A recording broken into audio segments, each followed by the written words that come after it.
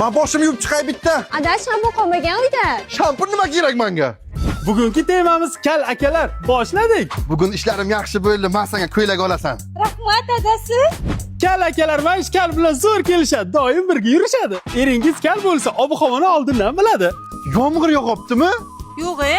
Boshim suv bo'ldi mana. Yog'ibdi, tez yur. Ba'zida kal akalarimiz lokatsiya vazifasini ham bajarishadi. Alo Dugonjon, men sen aytgan joyga keldim. Qayerga o'tiribsan deysanmi? Bitta kalakani oldiga o'tirma. Ana yoqqa borib o'tiraman, sen topolmaydi. Kal akalarimiz hayotida shunaqa qiziq voqealar bo'lib turadi. Adasi darvozaga qarang, kimdir taqillatdi. Hozir qaraymiz-da. Ha, soch pati olamiz deb yurgandek. Mayli, kerak yo'q. Rahmat. Kal akalarimiz ishlari juda tez bitadi. Ukajon bilaman, sen ochrading, hozir turaman. Atir sepkim bitta.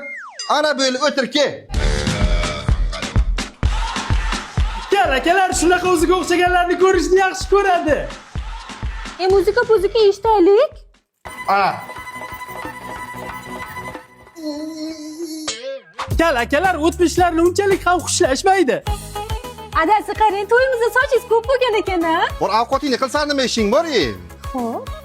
Bu paytlar meni jimmy paytlarim bo'lgan. Unday qilib yuraydim-da. Kal akalarimiz gudogdagi musikalari ham o'zlariga mos bo'ladi. Bosh atrofi soch bo'lur, o'rta yalang'och. Kim ekan bu? Alo. Ha, bir haftalik dam olish bo'ldi boraman. Qayerga ketyapsiz? Kaliforniya.